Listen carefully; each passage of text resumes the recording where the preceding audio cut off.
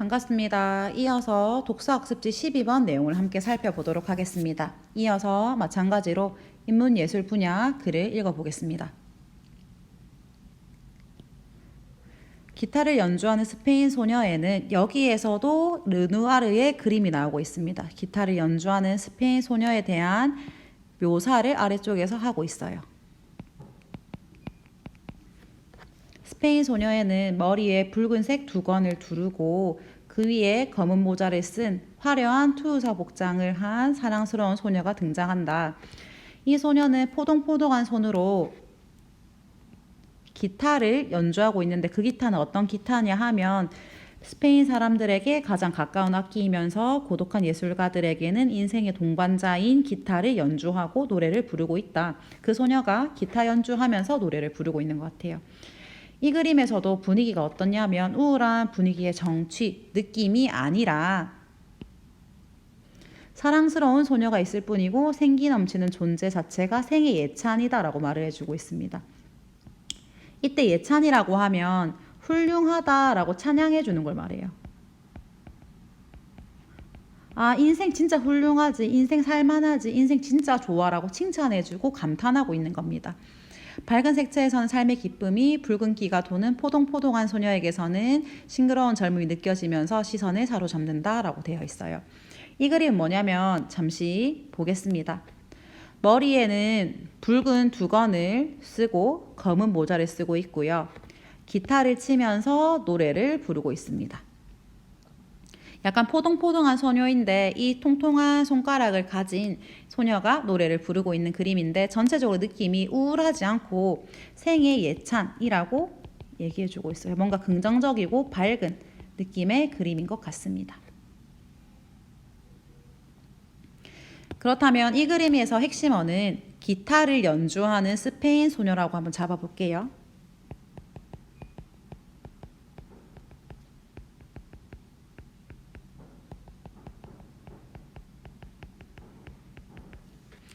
그리고 이러한 그림인 기타를 연주하는 스페인 소녀에 대해서 어떤 그림인지 묘사해주고 있죠.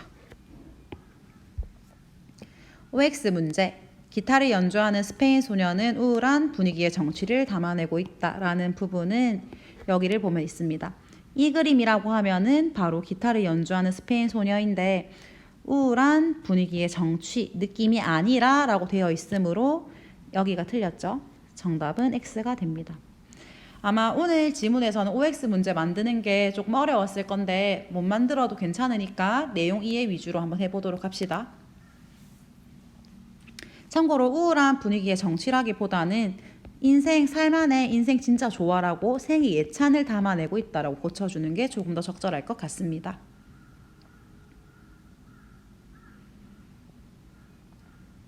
다음 문단 같이 보겠습니다.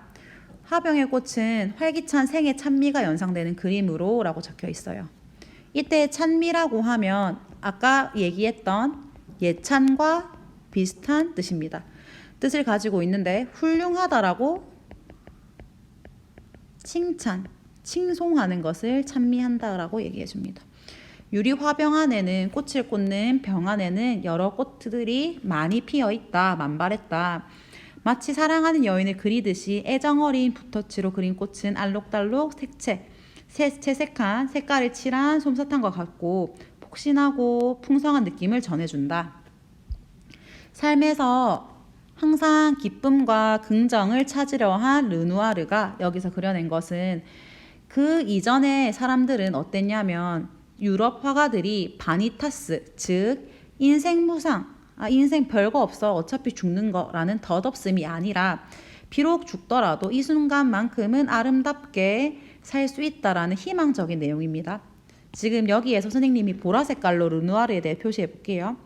삶 속에서 긍정을 찾으려 했다.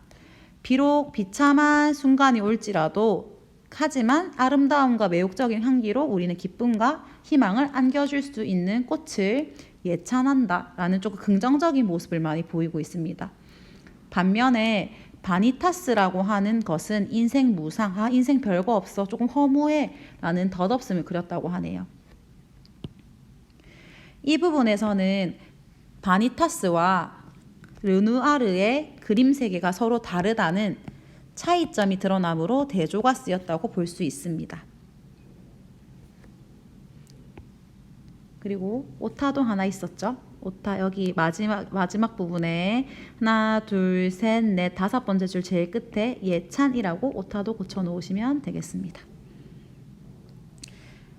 밑에서 세 번째 줄 보겠습니다. 비록 세상이 일시적이더라도 우리는 지금 주어진 이 순간 선물에 감사하라는 낙천적인 메시지를 주고 있는 것이다. 이것도 바로 르누아르에 대한 설명이죠. 인생에서 짧고 좀 더덥긴 하지만 그래도 행복을 최대한 누려라. 소중한 순간이기 때문이다 라고 말을 하고 있습니다. 여기에서는 르누아르가 최대한 행복을 누리라고 말해주는 결과가 드러나고 있고, 왜냐하면 이 행복은 소중한 순간이기 때문입니다 라는 원인이 나오기 때문에 이때는 인과가 쓰였다라고 볼 수 있습니다. 사문단의 핵심 어는 화병의 꽃이라고 뽑아볼게요. 화병의 꽃이라고 쓴 다음에는 이 그림, 화병의 꽃이라는 그림에 대해서 묘사를 해주고 있구나 라고 요약까지 해주시면 되겠습니다. OX 퀴즈, 화병의 꽃은 행복이 영원히, 여기도 오타가 있네요. 하나 고치겠습니다. 영원히 지속될 수 없지만 그것을 누려야 한다는 르누아르의 가치관을 담고 있다. 정답은 O가 되겠지요. 윗부분에서 바니타스와 르누아르의 차이점에 대해 쓴 부분을 한번 살펴봐 주시면 되겠습니다.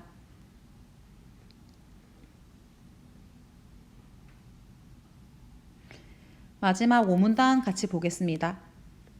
그림은 영혼을 씻어주는 환희의 선물이어야 한다는 그의 진지하고 낙관적인 예술 철학은, 이때 그는 바로 르누아르겠죠.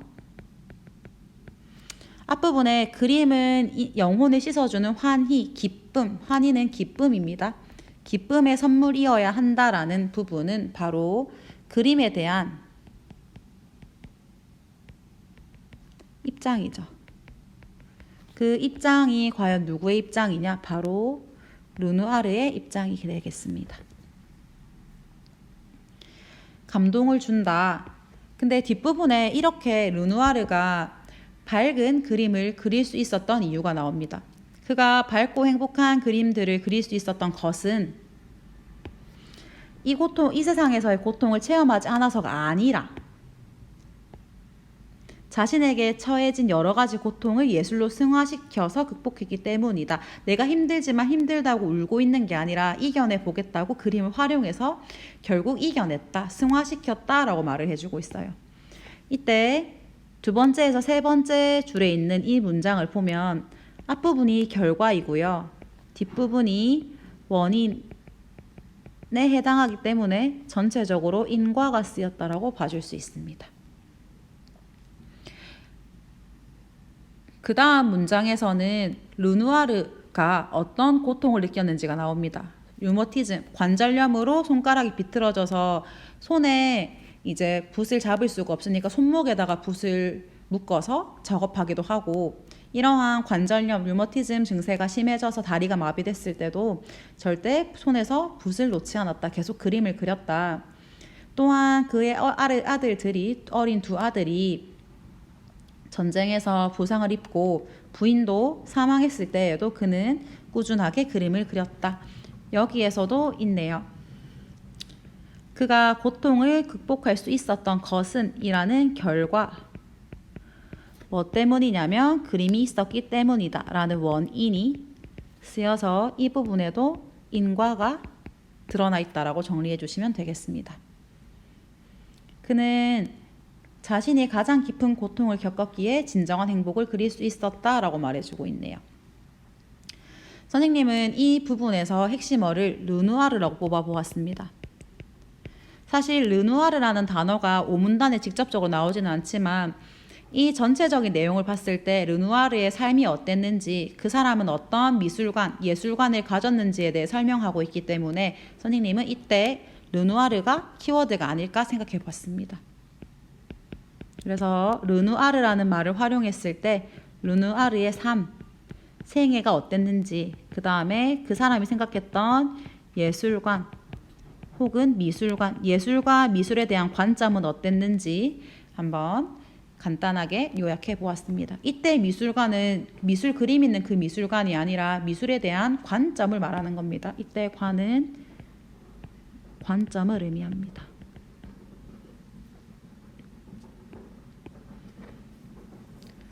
르누아르가 밝고 행복한 그림을 그릴 수 있었던 것은 고통을 체험하지 않아서이다. 정답은 X죠. 이 부분이 틀렸습니다. 어느 부분에 있냐면 그가, 이때 그는 르누아르겠죠. 밝고 행복한 그림을 그릴 수 있었던 것은 고통을 체험하지 않아서가 아니라 라고 분명하게 나와 있기 때문에 정답은 X가 됩니다. 자, 여기까지 했으면 잠시 멈춰두고 아래쪽에 있는 문제를 직접 푼 다음에 풀이를 듣는 것이 좋을 것 같습니다. 한번 풀어보고 오도록 할게요.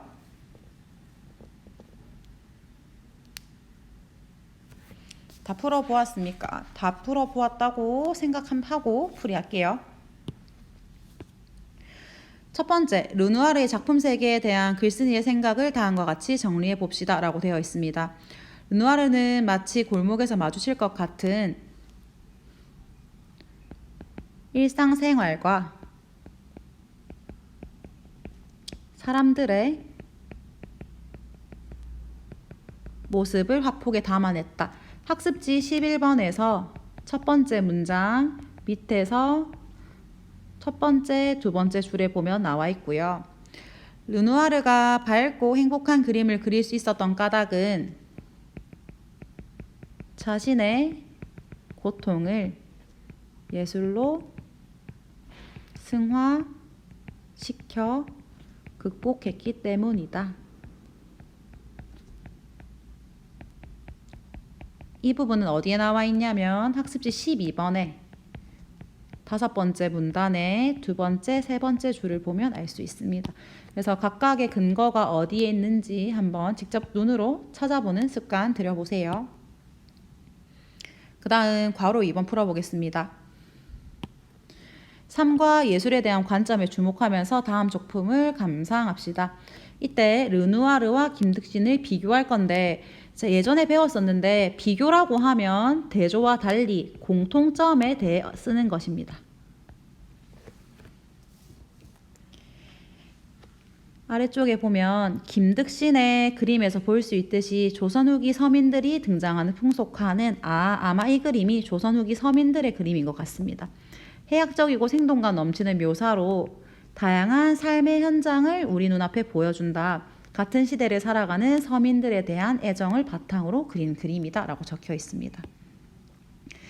르누아르는 낙관적인 예술관을 가지고 있죠. 진지하고 낙관적인 예술 철학을 가지고 있다라고 했는데 그때 르누아르는 아까 위에서도 잠시 살펴보면 일상생활에서의 사람들의 모습을 그려냈습니다. 그리고 아래쪽을 읽어보면 김득신 역시 서민들 삶의 현장을 그림으로 그려냈다고 해요. 그래서 이 부분을 같이 한번 문장으로 정리해보면 다음과 같습니다.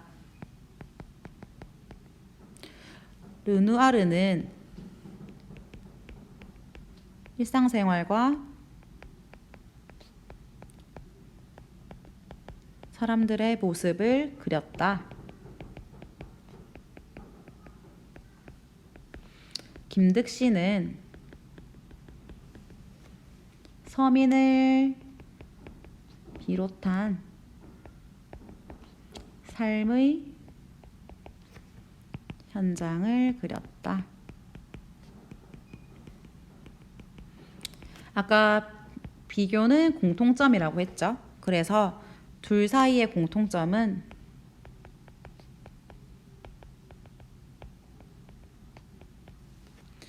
일상과 우리의 삶을 그렸다는 점이다 라고 적어주시면 됩니다. 여기에서 중요한 포인트는 르누아르는 일상생활과 사람들의 모습을 그렸다. 김득신은 서민을 비롯한 삶의 현장을 그렸다. 결국 둘 다 일상과 우리의 삶을 그려냈다라는 걸 정리해 주시면 됩니다.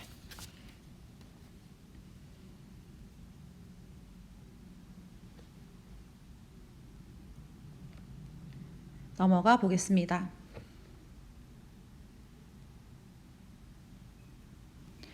다음 글을 읽고 삶에 대한 관점의 차원에서 르누아르와 바니타스의 회화의 차이를 설명해 봅시다 라고 적혀 있네요. 우선 아래에 있는 글을 먼저 읽어보겠습니다. 바니타스라는 말이 본문에도 잠시 나왔었는데 약간 허무한 것들을 그림에 담아내는 흐름을 바니타스라고 불러줍니다. 공허, 금방 지나가는 것, 단명, 짧게 사는 것, 금방 죽는 것을 뜻하는 라틴어 바누스에서 유래한 말이다. 이는 해골, 모래시계, 악기, 놀이기구, 비눗방울 등의 소재를 통해서 인생 뭐 있노? 아무것도 없다. 인생 허망하네 라고 하는 덧없음, 세월의 무상함, 현세적 쾌락의 허무함 등을 강조하는 그림으로 전반적으로 뭔가 허무하다, 약간 의미가 없다 라는 걸 강조해서 그리는 그림이라고 합니다. 유럽 사회를 휩쓸었던 30년 전쟁과 패스트가 창궐함에 야기된 불안이 반영되어 있다. 그래서 뭔가 침식되거나 썩는 물체의 표면을 그리기도 하고 먼지 아니면은 떨어진 꽃송이들을 통해서 세월이 무상하다라는 것을 드러내려고 했다라고 되어 있는데, 이러한 바니타스 회화의 그림은 다음과 같습니다.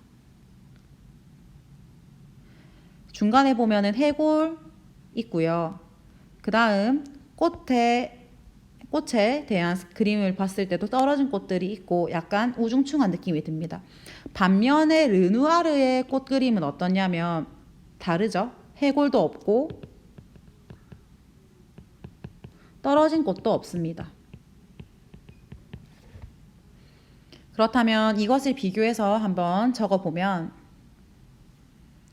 르누아르 같은 경우에는 삶을 낙관적이고 긍정적으로 바라봤죠. 그래서 생동감 넘치는 생에 대한 찬미, 생에 대한 예찬을 그림에 반영했고요.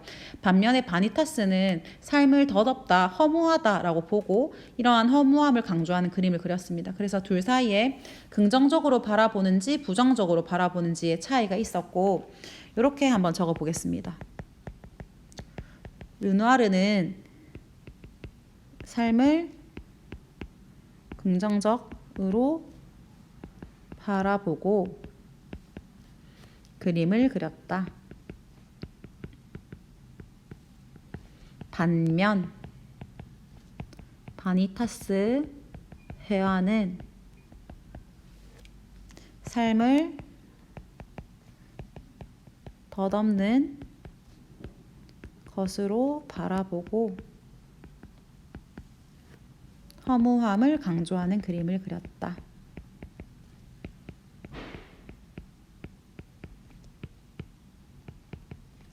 둘 사이에 이렇게 다르다라고 정리해 주시면 되겠습니다.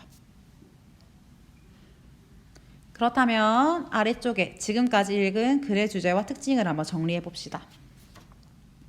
지금까지 읽은 글의 주제는 바로 르누아르의 그림과 그 사람이 그렸던 그림 3가지를 통해서 르누아르가 굉장히 낙관적인, 긍정적으로 생각하는 낙천적인 예술 철학을 가졌다라는 것을 전달하고 있었고요. 이때 이 글의 특징은 화가의 여러 작품을 예를 들어 아니면 예시를 들어 설명해서 독자 이해를 돕고 있고, 화가의 삶, 이 사람이 많은 고통을 겪었기 때문에 그것을 극복하고 행복한 그림을 그릴 수 있었다라는 작품 세계를 삶과 연관지어 설명하고 있었습니다. 그리고 이번 글에서 하나 잠시 살펴보면 옆에 필기 하나 하겠습니다. 첫 번째 문단은 머릿말로 글 전체에 대해 소개를 하고 있었고요. 그 다음 두 번째 문단, 세 번째 문단, 네 번째 문단 같은 경우에는 다 본문에 해당했었고, 그 다음 이것들을 다 묶어서 마지막에 머릿말로 글이 마무리되었습니다. 근데 여기서 어떤 부분이 중요하냐면 이문단과 사문단 사이의 관계가 중요합니다. 이문단과 사문단은 바로 병렬적 구조 혹은 구성에 해당합니다. 병렬적 구조랑 병렬적 구성이라는 게 어떤 뜻이냐면 원인과 결과 이런 식으로 되어 있지도 않고 이 이문단, 삼문단, 사문단이 독립적으로 존재한다는 겁니다. 독립적으로 존재해서 딱딱 떨어져 있고 이문단, 사문단, 사문단의 층위, 레벨이 같은 겁니다. 어딘가로 종속되어 있는 게 아니라 각각이 독립적으로 존재해서 층위가 같다라는 병렬적 구조로 글이 적혀 있었다라는 것도 하나 정리해 놓도록 하겠습니다. 오늘도 수업 듣는다고 고생 많았습니다. 남은 하루 즐겁게 보내고 학습 활동 잘 마무리하세요. 고생하셨습니다. 안녕.